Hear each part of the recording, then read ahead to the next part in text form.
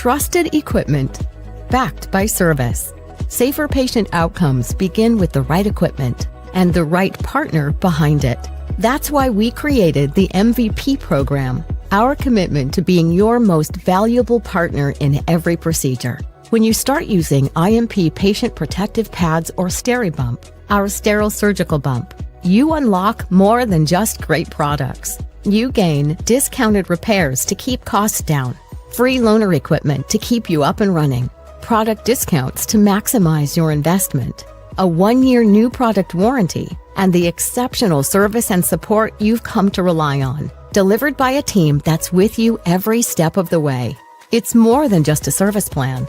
It's our commitment to stand behind you with best-in-class support, because reliable equipment means safer outcomes for your patients. That's the MVP standard. It's service when you need it, support that's seamless, and protection that's built in so you can focus on what matters most, patient safety. Talk to your IMP representative or visit impmedical.com/MVP to become an MVP today. Because when you invest in IMP, we invest in you.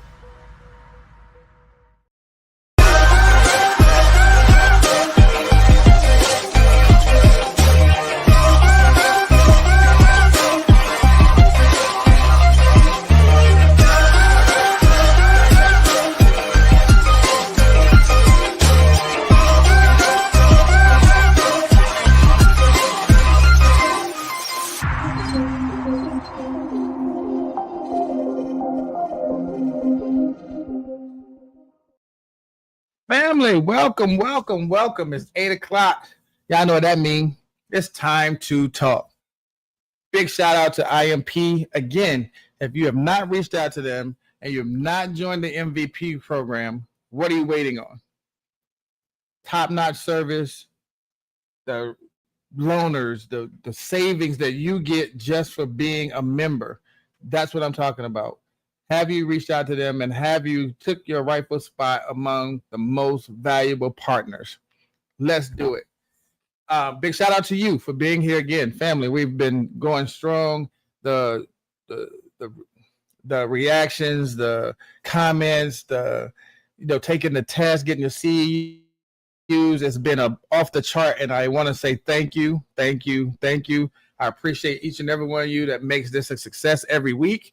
And, in moments like this, when, you have to make decisions on the fly, it just needs to be just one of those, it's a seamless thing. And I appreciate all of you for actually taking the time out of your day to spend some time with us here at Time to Talk.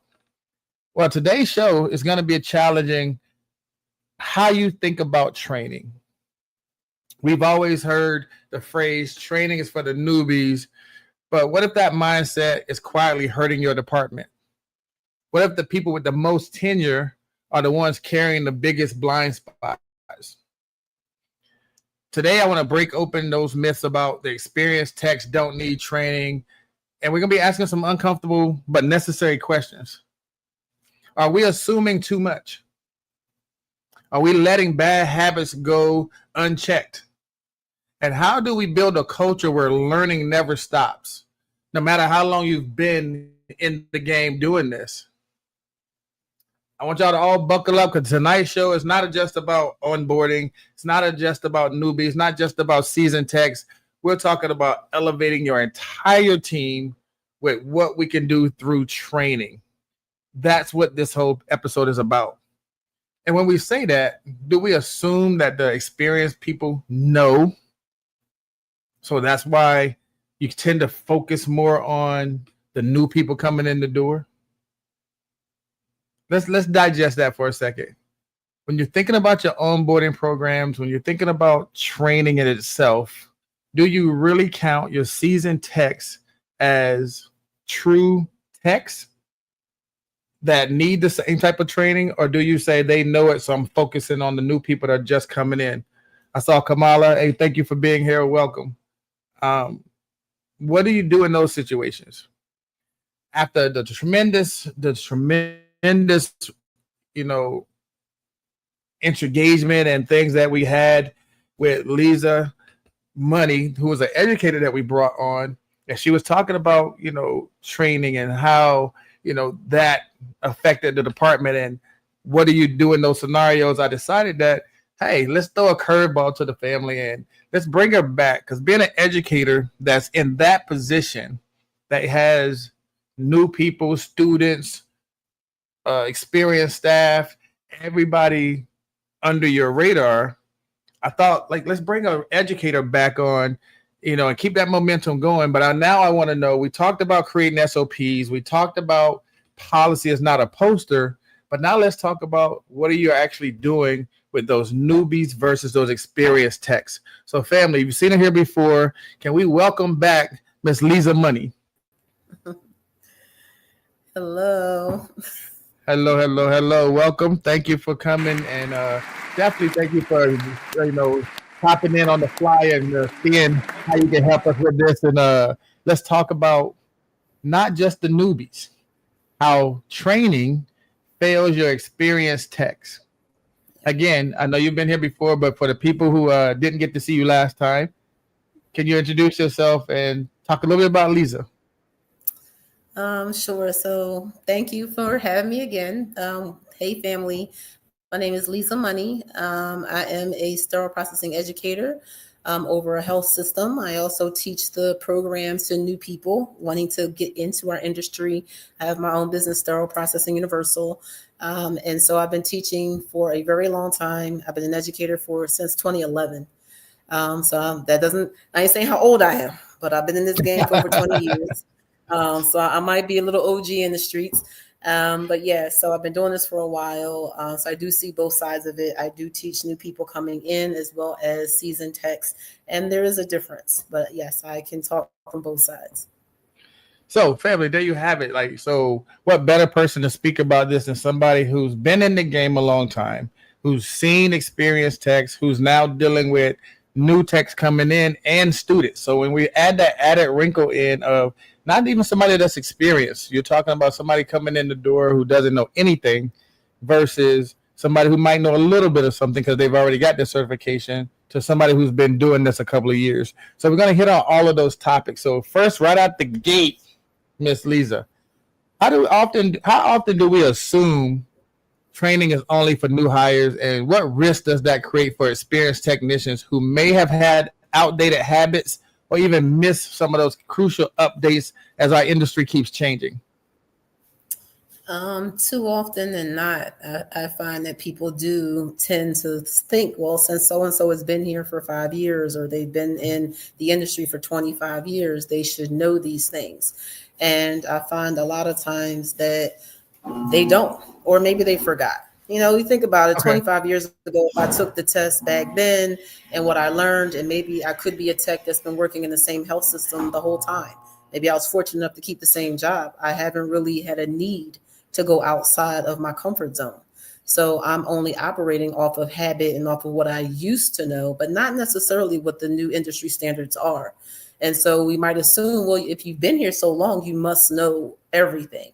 But I come to find out a lot of times they know how to operate within their own department, but not necessarily to the industry standard. And we might overlook that. So in that, is that a result of just the culture of just us assuming that they know it and we're not inviting them to the new training, or they don't necessarily get the same new training as the new people coming in? Is that a culture thing, or is it just a leadership thing? I think it could be a little bit of both, depending on the situation. I have seen where it was more so, it could be a leadership thing, saying we need to focus on new people coming in the door because they need to know everything. They need to know our processes. And so they kind of tend to put the focus on new people coming in. I've seen that. I've also seen where it's not necessarily that the seasoned techs aren't invited to the table. They might be invited to the table, but say, we've always done it this way. I don't want to change, or there's no need to because it's always been the same. And I feel like the way I do it is fine. And so it could be a little bit of resistance on their side as well. Now, when you speak about that, say like you do onboarding and you do this new employee training, when things do change in the industry, and that's what I'm talking about. So if they're not involved in the new stuff that you're putting out, when things do change, how do we get that information disseminated to your experienced staff and, to make sure that they're still getting the updates and so on and so forth? Yeah. I find it's a good practice to host the in-services for new information. Also, depending on where the information is coming from. So like if there is an upcoming seminar, or even if it's for a day or something, having the staff have the opportunity to attend some of those things, bringing back some information from those events if the staff isn't able to attend themselves, so that the leadership takes on the responsibility, or in my case, the educator, on how to present that information to people who weren't able to make it. Okay. So with that being said, so when you're talking about, let's just say a program such as yours, where you have these people who are precepting and, taking these new people under their wing and so on and so forth, how are we making sure that they actually have the right information as well? Is there a way to test the preceptors to make sure they're putting out the right information, or they're showing them what you exactly want them to see? Yes. So I would say train the trainers.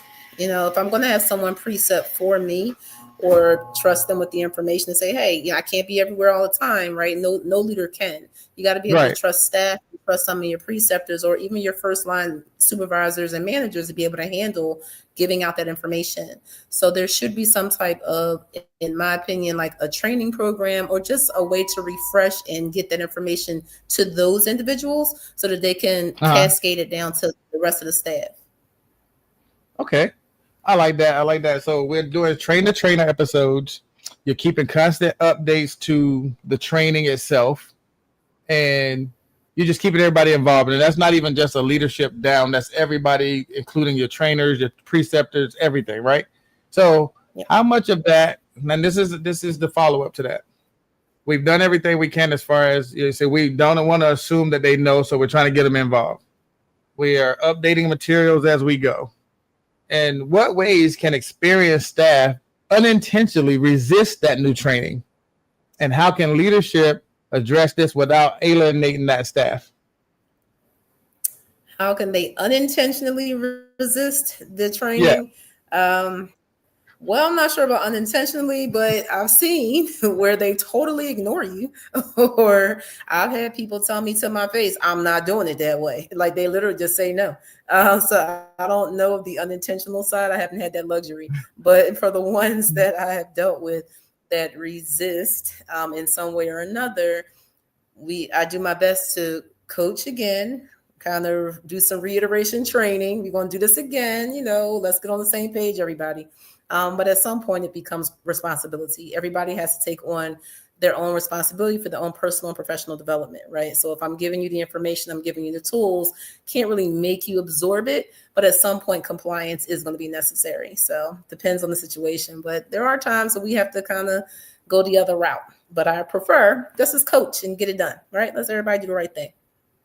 Okay, let me back up a second. Let me ask you a key question to this whole thing before we get deeper into those pieces. What does a comprehensive training program that encompasses the thought pattern for new techs and experienced techs, what does a comprehensive training program in that aspect look like?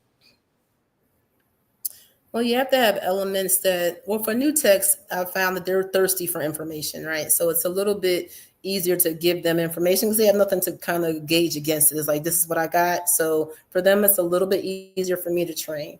When we're talking about seasoned techs, you got to have elements in there that maybe includes their what they're thinking, includes their experience.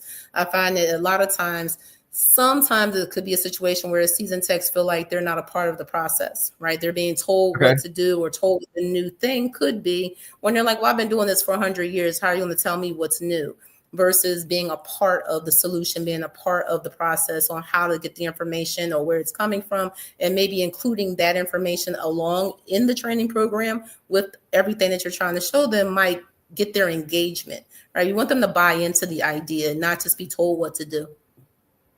So when you're creating a new program, is it imperative to try to have them involved in that creation process to like maybe demonstrate a walkthrough or show them before it gets rolled out, or how do you incorporate them into the actual process? Depending on what it is. I mean, sometimes it's a process of just asking questions, right? Getting their information. Some people just want to be heard. If I'm working in Right. a job every day, seeing the same things all the time, I see things that maybe I feel like management or leadership has not seen or isn't taking account for. So if we poll them, ask them questions, do surveys, find out what it is that they're interested in around that subject. What do they think can help? And then go back and put something together and say, hey, this is what we came up with based on the involvement of everyone here as a team. That might garnish some engagement. Okay, so including them in the training process or the creation of a training program doesn't leave them out on the outside looking in. Training itself, how do you, I know how we would hand walk a new person, but for that difficult person who says, I already know, and what can you tell me? I've been here 40 years. How do you engage them with this new information to keep them engaged? I attempt when that happens, I show them the new information, explain to them why this is the case of what we're doing, listen to them as to, well, no, this has always worked, and hear their rationale as to why they do what they do for the last 55 years. Okay, understand, got you. There's more than one way to skin a cat. And so I attempt in my own way to explain to them, okay, let's try it this way. Let's do a little something different. It's going to be okay. The world ain't going to fall apart. We're going to do this, right? We're going to do this a little different. And I'm going to come back and check in on you after that. And we're going to see how bad that was, right? So it's not that I'm forcing it on you, but let's just try to work as a team. We'll reevaluate at the end. And then let's see, because you might have some input once you try it this way that can help us move forward in the long run. But for right now, let's just give it a shot. Okay. So now the next question is going to have you think a little bit, because I know what people are going to say. We should be standardized, blah, blah, blah. I get it. But, however, should competencies be weighed differently for experienced techs versus new hires, or should it be the standard across the board? Are you going to hold somebody accountable for things that they're just learning versus the experienced people getting the new information? Should they be weighed the same, or can you have two different scales on competency checks? My opinion, I think it's all you. It's all you. Come on. What happened? My opinion, I think there should be two different competencies, not because experienced techs shouldn't know the same thing we're asking of new techs. I just think that sometimes the nuancey things, I would ask an experienced tech a different line of questioning, a different type of competency. Not that they shouldn't know the basics, because that's what we're going to be asking of new techs, basic stuff, right? Things that you should know out the textbook, things that you should know, just, basic things in SPD 101. So of course they should know that. But if I'm creating a competency for somebody who's been here for a long time, I may throw in one or two questions that are basic that everybody should know, but I expect you to know some of those nuancey things that our new techs shouldn't know. So I should be able to ask you a different line of questioning, and you should be able to answer me based on your experience. Now, with that being said, when you're talking about those things that they should know, the basic stuff, is that the point where you say, hey, things have changed in the industry? Like we go from edition 1 to edition 8. We know basic sterile processing, but do you know blah, blah, blah? And that's a standard change, right? So just like I'll take ST91, for instance. Your experienced people should know how to do scopes. But now with the changes, how many of them are going to stand there and blow the 10 minutes of air? How many of people are going to do that type of thing? Is that part of the new basic that you have to go back over with them? And how do you change the training to fit everybody? Yeah, on that respect, I would say yes, that becomes a standardized thing, because anything quote unquote new in the industry is new to everybody, including experienced techs. So that type of information should be standard. If you're new coming in from off the street, or you've been here for 25 years and you've been doing scopes as a CRCST your entire career, now all of a sudden there's a CER, you may not know all the extra nuancey things. You haven't even picked up a CER book yet, but you're still doing scopes every day, right? So I think in that respect, yes, we can do some standardization. It's always going to depend on the topic. So depending on what that topic looks like, yes.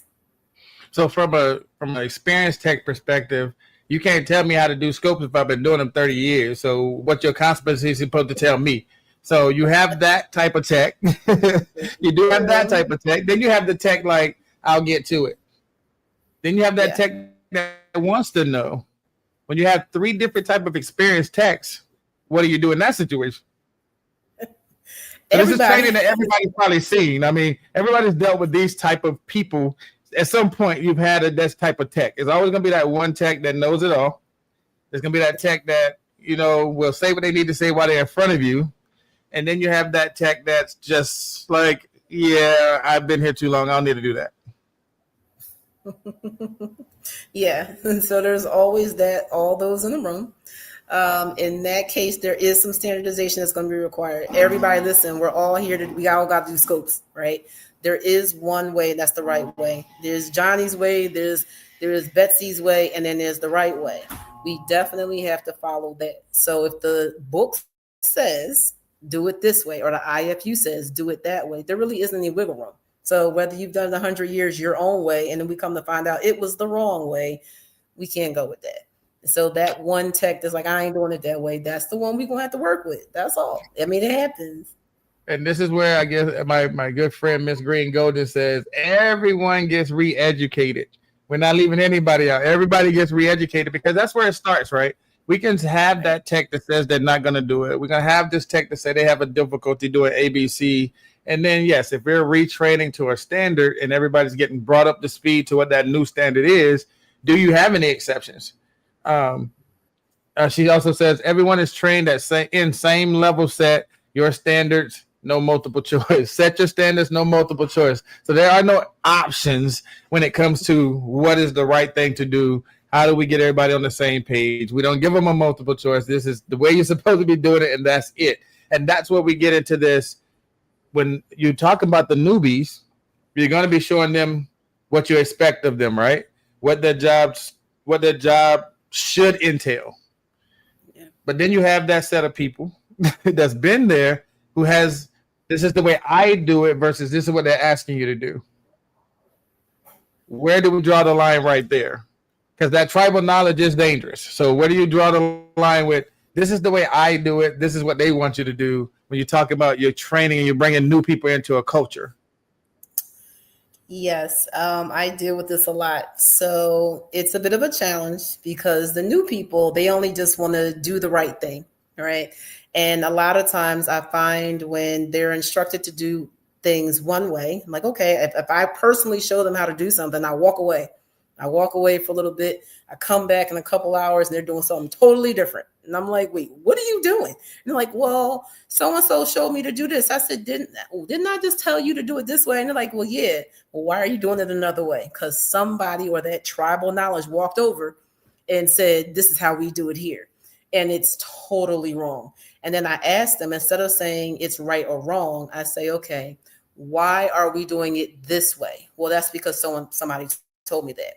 Does this make sense based on what you know as a new person? They're like, well, no, because what happens? Cross-contamination is happening in real time. Yes. Okay, then why are we doing it? I don't know. So I actually have to show them, not by telling them what's right or wrong, but by comparing processes.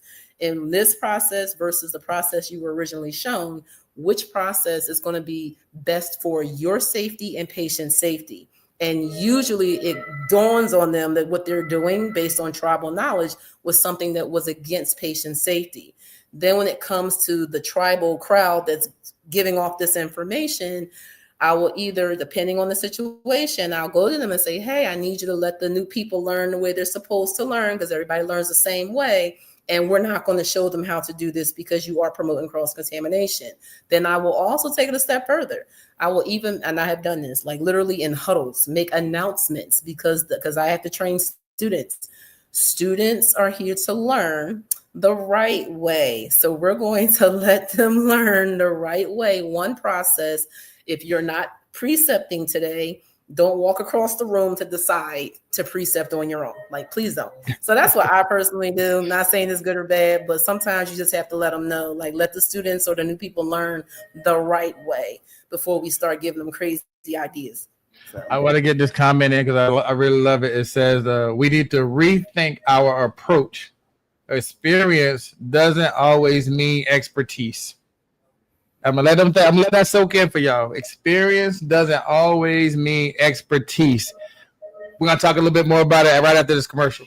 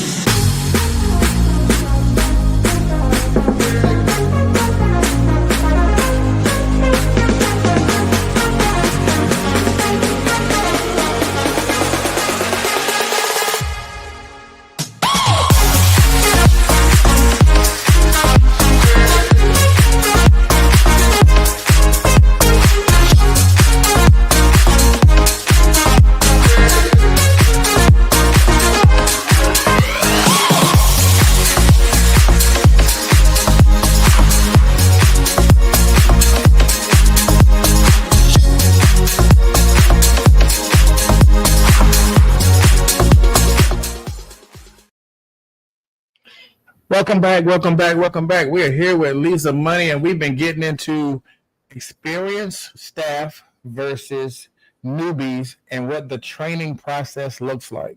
So far, we've discovered that it is possible to assume that your experienced staff knows the information, so we don't really focus on them as much as we should have. Or they don't want to learn it anyway, so they're just not doing it. Or we don't have a comprehensive training program that will incorporate any new things that come into the department. So, Lisa, back to what we were saying, like let's think about it like this. How can leadership identify when an experienced technician's confidence has turned into complacency that risks quality and safety? Just because they think they know it, just because it's second nature, they've been doing it 30 plus years. How can you as a leader identify now it's just complacent, you're just going through the motions versus you actually know what you're doing now? I think being aware and pretty much watching what the staff is doing. Some people are very good. They can go on autopilot. They can talk to the person next to them. They can just keep going and things are perfect. They're flying. And then there's other people that are on autopilot, skipping steps and doing things. And I mean, it's always, what's the results? When we talk about the throughput and the outcome, what's our results at the end? What's the outcome? What is this specific technician's outcome? Do we have consistent issues? Are we having things coming back? Is there something that we're finding? Are we seeing their work? You can just watch their work. You've got complacency with even showing up on time. Like there's so many red flags when people become apathetic to their job. And they're kind of like, whatever, I'm here. Oh, I'm doing the tray. And they're not really paying attention. And it becomes very apparent. And a lot of the first line leaders if you're in the room, you can see the ones who are trying to get it done and the ones who are just here because it's time to get paid. And where's lunchtime at? Like, I can't wait. So I feel like it's more so just keeping an eye on the individuals and getting to know your staff and getting to know their habits. So even like with that, right? If we're identifying these things and we're retraining, and as Sharon Green Golden, we're re-educating and we're, trying to get everybody to that same point. We all know that the moment you turn your back, what's going to happen? They're going to go back to the way they've been doing it, right? As a leader or educator, even as an educator, in that aspect, what are some things that can be done to try to limit or minimize that tribal knowledge going back to being what is the norm versus, what the standard should be? That's a tough one. I believe it's, holding people accountable. That's what I'm always going to say.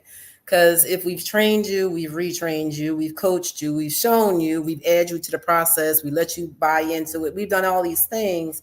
And at the same time, when it's time to walk away and we're all at the OR doing what we have to do, we come back in the department and everybody is partying, doing their own tribal knowledge thing. at some point it becomes personal responsibility for being a professional, right? We're all here as professionals to do our stated position, which is to take care of these instruments for the patients, right? It's not to do what we think is best based on what happened 15 years ago when we just told you that 15 years later we're doing something different. Right. So when we sign up to be in sterile processing, as far as I'm concerned, we sign up for continuous education. And so therefore, whether it is that your educator at your department told you, or it was at a conference, or you clicked on HSPA's website and you saw something, at the end of the day, it is your personal responsibility to keep up to date and to practice that in your everyday work, not for somebody to have to make you do it. And I think sometimes we forget, or sometimes techs forget, that this is your profession. Right. It is your responsibility. Those 12 credits a year, people take that for granted, but that's to help keep you on the front lines of what's happening. Right. We're not saying, oh, what happened 50 years ago? No, what's happening this year? So that's what we have to remember. So at some point it becomes, OK, we've done everything we could do as leadership. Now it's time for you to take ownership of your own education. Yeah, I totally agree. I have a couple of good comments here for you. Sharon says, in my experience, awareness conversation, reflection conversations, and vision conversations really help refocus the team on the bigger goal. Back to, like you're saying, what's the overall goal and where we're trying to get to? Are we having those type of conversations? I saw Ms. Green Golden said one way to change is to change how often certain companies are being done. Instead of yearly, move to biannual. Let them teach the session. So that way you can kind of see if they are grasping and knowing the information. You let them teach the session since they know it, right? So you get them involved in different ways. Also, to your point of somebody saying, I'm here, Sharon said that attendance, I saw it's the apathy marker. Like, just because you're here doesn't mean that you're here to work. You can't just say I'm here. Attendance occurrence is an apathy marker. And I'm like, you're right. Like, just because you're here, what does that mean for real? What does that really mean? Managers have to coach and manage for optimal outcomes.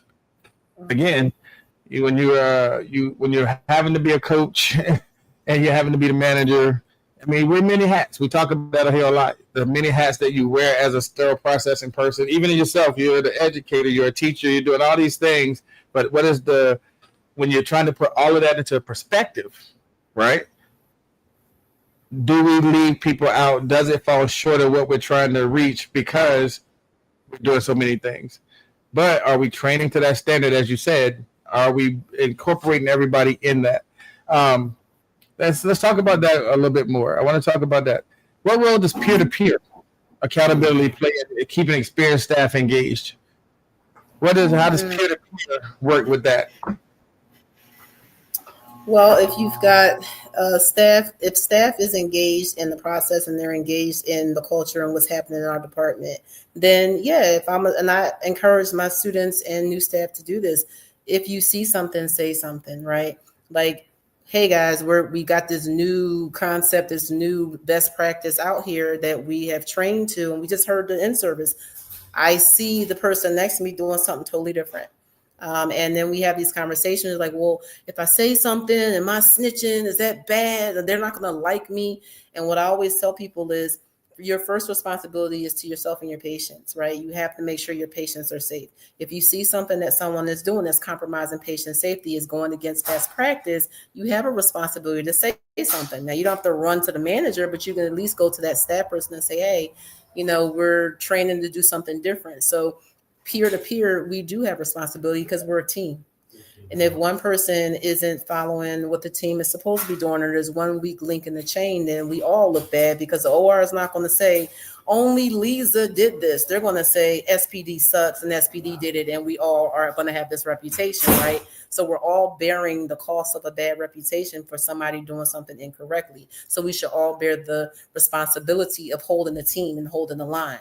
So yeah, if I see something, I'm going to say something, and I'm going to hope that my team member recognizes that I'm only doing it out of the love for the patient and for respect for the department and for what we're trying to do. I have to laugh because you said something there.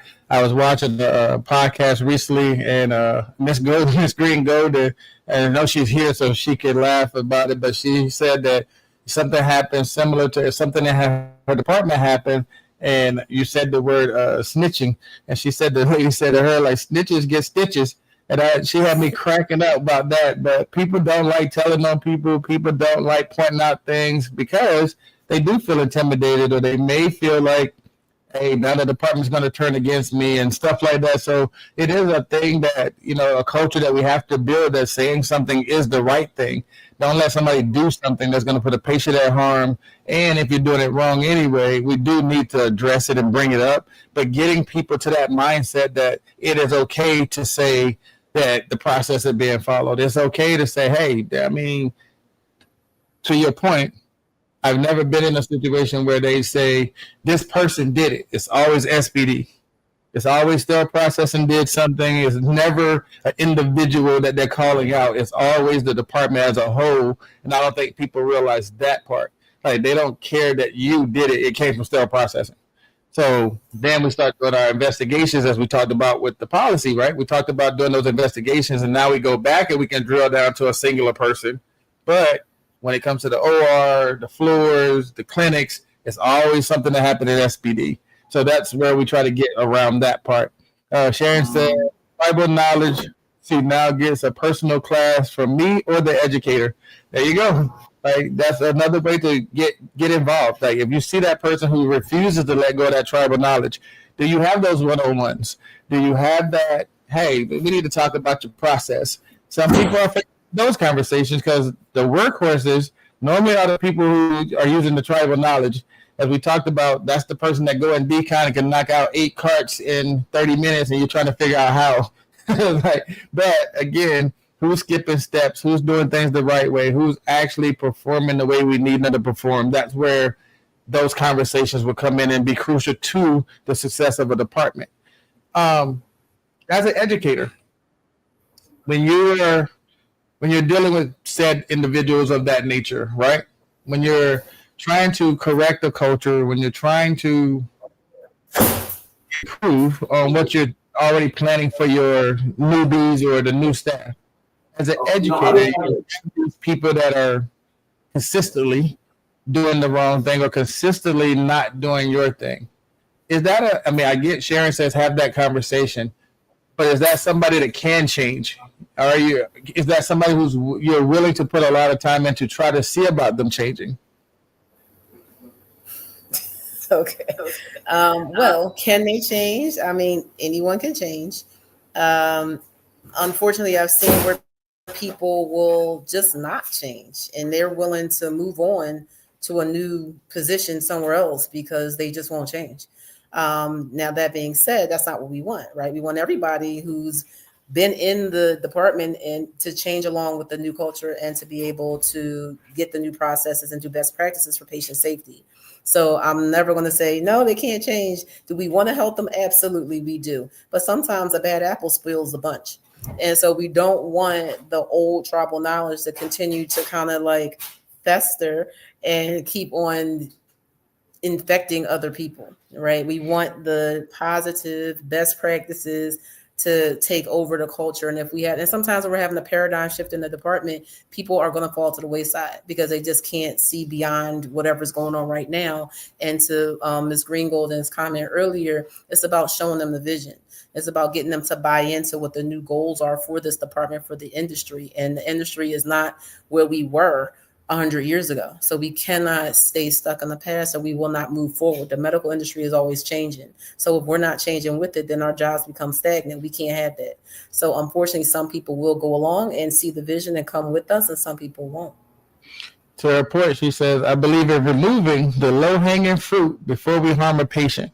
And again, if the person's not conforming, the person's not trying to do, and we can't get them to see it our way, then yes, sometimes removing the low-hanging fruit is the best option in that thing. So on that same note, right, how do we challenge experienced staff to stay curious, innovative, without making them feel like we're micromanaging them? How do you keep them engaged, keep them going with the flow, keep them learning without them seeing like, oh, why are you picking on me? Or why it's that micromanagement piece? Because, nobody likes the micromanage piece, but how do we keep them engaged and curious? I think that goes back to making sure that we show them what the new vision is, as Ms. Green Golden said, keeping them engaged in the process, allow them to be a part of the process. Now, sometimes we might have to manage the process. One of my mentors always says, we don't manage people, we manage processes, right? And so we look at the process, see how we can manage that and put enough controls in place so we don't have to stand over your shoulder. But at some point, if you are that person that we have to keep walking back in the department to stand over your shoulder, that's another conversation. But I think it's more so if you get the person to buy into what we're doing as a department and as we're moving and the culture is changing, and they can hopefully see the writing on the wall, then that will be a way that we can get them to stay on board and not bringing that old tribal knowledge back into the department. So we are. At all times, we're trying to, I won't say rehabilitate, but we're trying to re-educate, refocus, retrain, retain, all of the reads we could think. We're trying to make sure that the experienced staff know that they're part of the process, know that it's not personal. These are standards that everybody has to learn. But I'm still stuck at, if it's a culture thing, and they just don't do right. And I get removing the low-hanging fruit. I do get all of that. But you have departments that will tolerate them doing whatever they're doing because of staffing issues, numbers, and all that kind of stuff. When you get those type of departments, is there anything that can be done, or is it still going to come down to leadership and training and cultures and hoping that somebody catches on? Well, in those scenarios, it's a little bit more difficult. I've been in those as well, where maybe the facility is screaming retention, and HR is saying, no, no matter what, keep them. And so you're between a rock and a hard place as a leader, right? Because we want to make sure that the culture is moving in a positive direction. Everybody's on board, and we have a staff member that is totally resistant and totally ignoring the new processes and doing whatever they want to do, yet we can't really move but so far in discipline because of what the hospital is saying or whatever. And in that scenario, all we can do is keep re-educating and having these conversations and micromanaging at this point, because we can't move forward in another way to get them out the door, but we also can't have them infecting the new people that are trying to do the right thing. So now more eyeballs have to be on this individual until they decide to comply with what the industry standard is. I want to take just a quick moment to shout out again IMP for making this possible, for bringing this to light, for having us in a position where we can offer CEUs for this season, because these are the kind of conversations that need to have educational value. These are the conversations that need to be moved throughout our industry, throughout the business, just so that other people who are dealing with this same stuff is and can benefit from it. Again, I appreciate Lisa for coming on and letting us know, her take on some of the training things, and just, being able to share with us some of the experiences that she's had. Again, big shout out to IMP. Just in this whole genre of training, right? When we're thinking about value, when we're thinking about what a new person is supposed to get from it, and we're talking about experienced techs. I know you said in your book you would have two different competencies for the newer person and for the experienced person. But when you're talking about onboarding, you're talking about, that first 90 days of somebody's training and an experienced tech, right? If the experienced tech sees the new person doing something, we expect them to correct or kind of lead them in the right direction, right? Yeah. And you're saying it's okay if a new person sees something questionable, they're supposed to come to you. What if both ways are correct? What do we do? If both ways are correct? Like if the new person sees something that's not quite what they thought should be or not be, and they bring it to you, but it comes out that they're doing something correct. But then the way that the experienced person doesn't line up with what you have on the paper, but it's also correct. What do we do in those situations? Again, I go back to outcomes. If we're looking at the throughput, it might be a little bit different. Everybody has their own style. So I'm never one to cramp someone's style as long as they're following what the IFU says, they're following what the best practice is. Now, if you want to fold your tray liner to the left and I want to fold it to the right, I'm not going to worry about that. As long as whatever seems to be incorrect and we really take the layers back and look at it and nothing was missed, there was no skip steps and everything turned out okay, then I'm okay with that. If it's totally against policy and yet you got the right outcome, now, and then you come to me and say, well, listen, I got the right outcome and everything was fine. So why do I have to do this new way? Now we can have an engaged conversation because maybe that comes down to having you a part of the process. So there isn't one way to skin a cat, right? So what you may have done, maybe not exactly what we just said to do, but it actually turned out okay. So how can we marry the two to maybe make that a nice marriage of processes so that everybody can feel like they're being compliant without somebody micromanaging them? I don't have a problem with that. Now, if they got to the right outcome but didn't follow the right steps, can we really just let that go? Can we let that go, though? I mean, can we truly let that go? Miss Green Golden, I need your help, Miss Green Golden. I need your help. If somebody gets the right outcome without going through the proper steps, what do you do? And that's a question for the family. That's a question for everybody. If somebody's outcome is what we need, but the process of getting there is incorrect, do we still count that as a successful encounter? No, not if it's incorrect, but if it didn't compromise anything and everybody's happy, But no, if it's totally against the process, let's sit down and have a conversation. But no, I mean, if it's a little bit my way and a little bit off kilter, but it's 100% patient safe and it's 100% done correctly, I may not nitpick with you at this moment. It depends on what you did. But if you didn't skip steps, I'm not going to be too good with you. And the only reason I bring that up because we know we have texts that will tell you they got it. They ended up at the right place. It's just how they got there was not according to any map that we've seen. So we do know that there are texts out there that have that tendency to give you the right answer without maybe getting following the right maps. But that's not, like I said, it's going to come down to that individual facility, that individual educator, that manager, that director. And it's just something you have to look at. And like Lisa said, like to her point, when you get people to buy in, and Sharon just said it, when you get people to buy in what the vision is, these are conversations that that you probably won't have to have because then everybody's willing to accept change, willing to try it the way that you want them to try it because the buy-in is there. Sharon says, what about out of the department training to enhance but in and out of engagement? So again, what about out of the department? So that's the thing. That buy-in means a lot. Again, that buy-in means a lot because then you have advocates. You have people on your team. You have people in your corner who's willing to fight with you for change and to start now helping you with the new people because y'all are all doing it the same way.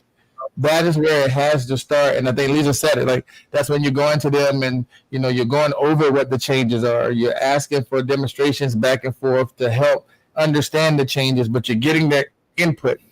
That is the most important part of that whole thing is you're getting input. Even when I was a director, I would have my supervisor, the leads, everybody doing the huddles because you want them involved. You want them engaged. You want them to be a part of whatever process you're trying to implement. And they feel like they own a piece of it when you have them a part of it because now it's our process, not just my process. So therefore, that's why. Sherry says, first I have to see the process, then after investigation, we will work to have one way. So getting to the right outcome doesn't necessarily mean that, you did it right. We still have to see what it is, investigate, make sure that, we didn't do anything improper. But our investigation is supposed to lead us to doing it one way so that everybody's doing it the same way. And that is the important part, that if we're training to one process, or to a certain process, making sure that everybody's following that process and getting rid of the tribal knowledge, getting rid of the, she's not here, she's not going to see it, we got to do it this way type thing. So making sure we can eliminate a lot of that. And that's where this all comes down to. The important part of this whole conversation is that you have new people that are coming into this field with the hope of learning the right thing, with the hope of doing the right thing, and with them being impressionable from the beginning. You want to make sure that you do have people in the process that's going to show them the right things and what they need to know and what they need to do, instead of the boss is not here, we're going to do it this way. I think that's what it slowly comes down to, just show what that looks like. Sharon also says a 5-minute soak is a 5-minute. I can't wait. I'm sorry.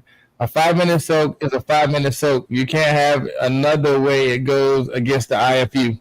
Again, that is the whole thing. When it says what it says, and they're like, well, it's been 3.5 minutes. Let's take it out. Like, you're cutting corners, you're doing this kind of things, and that's where you run into the issues. Family, what I need y'all to do for me, get your phones ready. Get ready to get the code for tonight's CEU. The link is already in the comments, but get your phone ready. We're going to give you that code right after we come back from this commercial. In a world overflowing with noise, are you truly being heard? Or better yet, are you truly listening? Kenneth Campbell, industry author and expert in sterilization, is back with his latest book, Learn to Listen, so others are willing to talk. This book isn't just about hearing words. It's about understanding, connecting, and building trust. Whether you're leading a team, navigating relationships, or simply striving for better conversations, these practical strategies will transform the way you communicate. Imagine a world where every conversation leads to deeper connections, resolved conflicts, and greater influence. It's possible when you learn to listen. Are you ready to elevate your communication and create meaningful relationships? Learn to listen, so others are willing to talk. Available now. Yes, if you don't have your copy, make sure you go to wherever you get your books from. Barnes & Noble, Amazon. The books is available. You see, I'm representing. You see that? I got my shirt on, Learn to Listen. I'm a walking advertisement. Big shout out to Bright Star Apparel for hooking me up with my latest drip. Bright Star Apparel. I know y'all have seen it. Make sure y'all get the logo and get the information in the comments to go check out the website if you haven't been there already. Lisa, over this last hour, we've talked about training new people, experienced people, culture, compliance, process. We've talked about a little bit of it all. For the people listening, and this can be a Lisa answer, it doesn't have to be necessarily an educator answer. For a Lisa answer, training, what would be what advice could you give somebody trying to implement a new training program that has to encompass newbies and experienced people? My advice would be to incorporate different modes of training and education, right? Because everybody learns a little bit differently. Some are audible, some can read, some are more tactile, right? So finding different modalities of education is going to be the best. That way you can reach a bigger audience. If I'm in a room with 25 people, I could have to assume that there's 25 different ways of learning styles that I have to reach and give them the same message, and have to make sure that they understand and comprehend that message. So throughout my training, I'm going to add different ways. I always give examples. I try to do real world examples. If there's a way to do hands-on training, I'll do that as well. So that way you can reach everybody. And then after you've given the message, given all the different modalities and ways to do it, then you ask them the question, get some feedback, get the information back from them, let them restate what you just told them, and see if they comprehended what you said. So, for instance, I always have what I call a discussion question when I'm asking people that I've trained based on the conversation that I just had with them. And I don't want a textbook answer. I never want them to give me an answer based on, oh, let me read this IFU, or let me read the textbook and find out what the answer is. I don't want that. I want to know, based on what you remembered, what notes you've taken, can you tell me the answer to this question in your own words? And if they can articulate the concept in their own words, then that means that I've done my job in that moment, no matter which modality spoke to them. Okay. Everybody, the code again is on the screen. The link is in the comments. Make sure you get the code, or make sure you click the link to make sure that you can get your CE for tonight's episode. Very informative, very thoughtful, very, just trying to keep everybody engaged in what is happening in the department. One, is hard enough. Two, trying to keep everybody learning the same is even more difficult. You're always going to have those people that are going to go and, test the limits, see what they can get away with. That's just a natural thing that happens in departments. I don't know why, but it happens that way. But from leadership standpoint, I think Lisa said something about, us making sure that we're visible, making sure that we're present, making sure that we know what's going on in the department without it being micromanaging. Me knowing what's happening in my department is not me micromanaging. It's me being aware of the processes, me being, up to be able to speak to the OR about things that are happening when the time comes. So being actually, like I said, very, very efficient in that aspect, making sure that we get it done. I have a couple more comments for you here, Lisa. I think mixing it up with intermittent assessments, training, hopefully some outside events and not just at work. Maybe having a tech observe procedures, bringing some reality to their work, making the connections. Simone, thank you for being here, by the way. That is a great point. That is one of the things I know I implemented. I did have my techs going up to the OR, actually watching cases so that they could see in real time how the instruments were used, what their process were when they're breaking down rooms and so on and so forth.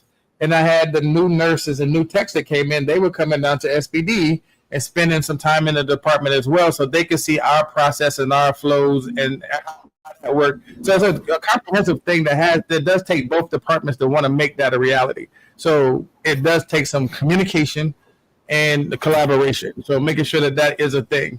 The other one I saw was, I don't know who it was from at the moment, but when it comes back up, Sharon says, I could tell Lisa's proficient working with adult learners. Again, when you're working with, as education as a system and have your own school, you get to see some of all of it. And I think that's where a lot of this can be definitely linked together, because you got both sides of the coin, which is where we're talking about those people that could get left behind because they don't want to change or don't want to see improvements. Lisa, now to my new person, since you own a school, I got to ask, because, this is always one of my favorite questions to ask.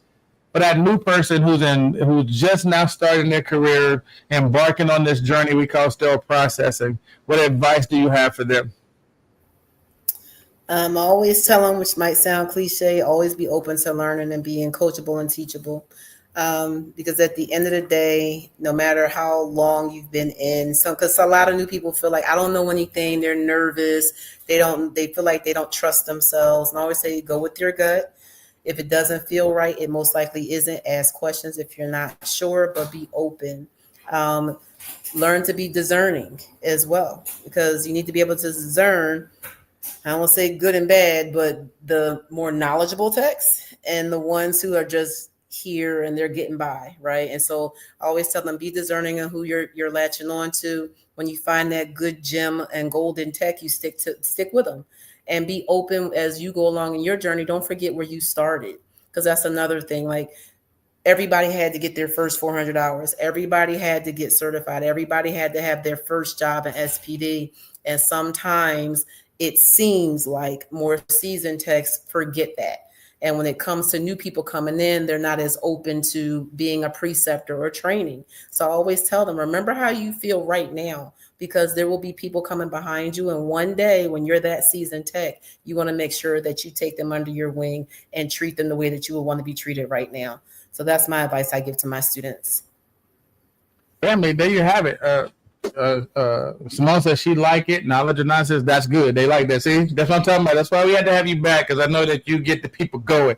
Family, for y'all managers and people who know people who are looking to get into sterile processing, you can reach Lisa at Sterile Processing Universal, www.sterileprocessingu.com. Phone number's there. If you know somebody willing to get trained or looking to join this field of ours, she's a resource and an asset that we have in the field. I want to give a big thank you to Lisa Money for coming today and sharing her valuable insight on why training can't just stop once somebody's called themselves experienced. Today we learned that keeping seasoned techs engaged, challenged, and supported is just as critical as onboarding the new ones, because the work we do depends on consistent, reliable performance from each and every team member. As you go back to your own departments, I challenge you to look around and ask yourself this. Who on your team might need a skills refresh?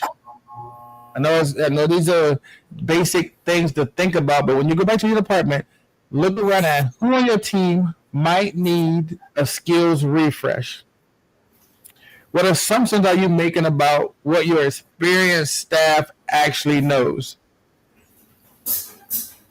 And how can you create a culture where learning is ongoing, not just a box that we check off to say we're here? If you enjoyed this episode tonight, share it with your colleagues, subscribe to Time to Talk, and keep this conversation going, because in still processing, better conversations lead to better outcomes. Lisa, I thank you for being here. I appreciate you. Hey, IMP, if you have not became an MVP, make sure you check out IMP and join the MVP program. Family, it's been a time to talk. As always, I appreciate you all. Until next time, let's talk about it. I'll see y'all soon. Thank you.